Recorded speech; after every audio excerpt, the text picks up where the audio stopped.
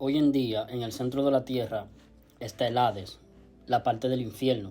Hay millones y millones de almas que están clamando para que sus seres queridos, que todavía están con vida física, no vayan a parar ahí donde están ellos. Quizá no todo, pero por lo menos el rico de la historia real del rico y Lázaro, él sí. Recordemos que la historia real que nos está contando el Señor en el Evangelio de Lucas, la historia real de rico y Lázaro, hay una parte cuando el rico en el Hades le dice a Abraham: tengo 5 hermanos que todavía están viviendo en la tierra, están con vida física, están viviendo ellos están viviendo en la tierra allá arriba, viviendo su vida. Yo no quiero que ellos vengan también a este lugar de tormentos donde yo estoy, padre Abraham. Tengo 5 hermanos, manda a Lázaro que le testifique a ellos para que ellos se arrepientan, se autoperciban de su condición y no vengan a parar a este lugar de tormentos donde yo estoy, padre Abraham. O sea, el alma del rico en el infierno tiene memoria, está recordando lo que está ocurriendo en la tierra. En el infierno hay millones y millones de almas que están clamando para que sus parientes, sus hijos, sus nietos no vengan a parar al infierno donde ellos están. Por muy espeluznante que esto parezca, por muy terrorífico que suene esto, es la santa y pura verdad. Porque Cristo dice: entrad por la puerta estrecha, porque ancha es la puerta y espacioso el camino que va rumbo a la perdición, y muchos, no dice poco, no dice un término medio, un grupo mediano, no dice eso, no, dice muchos son los que están entrando por ella al infierno, porque estrecha es la puerta y angosto el camino que va a la vida, y pocos son los que la hallan. Cristo no dice: y son pocos los que entran por la puerta estrecha al camino angosto. No dice eso, no. Los que solamente la hallan, la puerta estrecha, son pocos. El otro es que para ser salvo del infierno no basta con hallar, hay que entrar. Y los que solamente la hallan, la puerta estrecha, son pocos. Y esto siempre ha sido así. Lo que pasa es que uno se confunde, porque uno dice: claro, cuando Cristo vino a la tierra, después que Cristo murió y fue resucitado, Él se convirtieron 5,000, 3,000 se convertían a Cristo en ese periodo. Por eso que uno se confunde con eso, porque todo el trabajo hecho por los profetas apuntaba a Cristo. Todo lo que había sido escrito respecto de Cristo, los corderos que tenían que ser inmolados continuamente en el continuo sacrificio, en el templo, todo eso recordaba de Cristo. Ahora Juan el Bautista dijo de Cristo: he aquí el Cordero de Dios que quita el pecado del mundo. Entonces, por estar irradiado por la Escritura, la ley y los profetas, cuando Cristo murió por los pecados de nosotros y al tercer día fue resucitado, muchos se convirtieron a Cristo, muchos, en el primer siglo, hace 2000 años atrás. Pero conforme ha ido pasando el tiempo, cada vez hay menos fervor, menos fe. Entonces, claro, uno se confunde y dice: que los tiempos de Cristo, los tiempos apostólicos se agregaban 5,000 a la iglesia, 3,000. Sí, pero era un trabajo muy intenso que Cristo hizo, con muchos prodigios, muchos milagros. Fue portentoso el hecho de que muchos vieron y oyeron cuando Cristo en la cruz dijo: consumado es. Y vino un terremoto portentoso, las rocas se partieron, toda la piedra, todas las tinieblas que estaban ahí se despejaron. Fue asiente.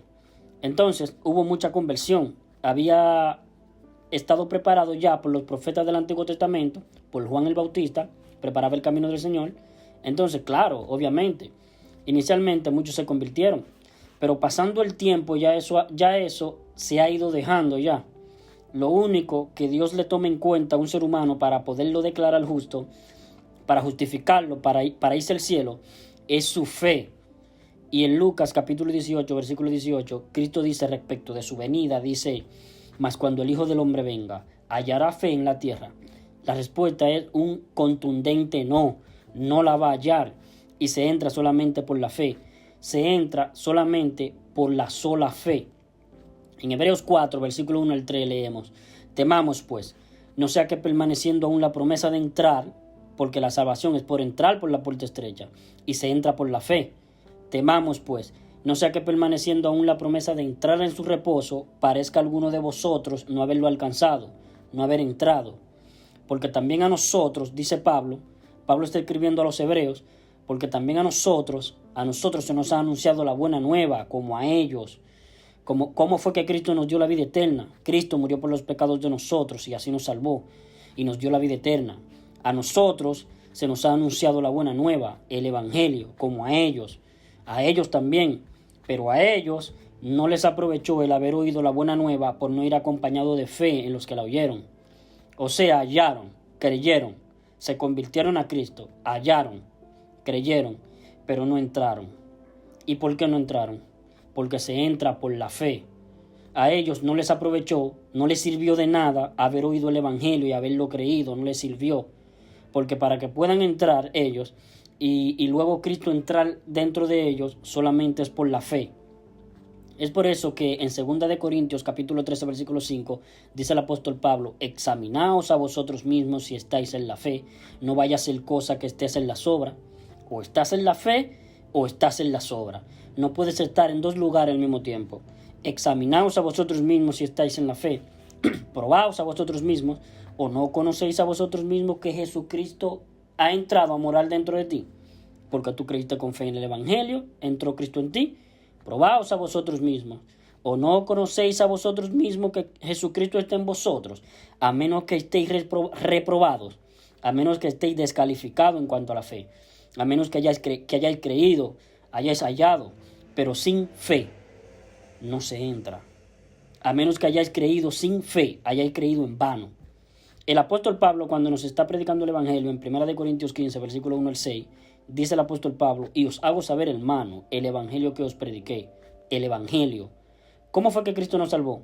¿Qué fue lo que tuvo que hacer específicamente Cristo en la cruz para darnos cumplimiento a la promesa que nos hizo? Darnos vida eterna.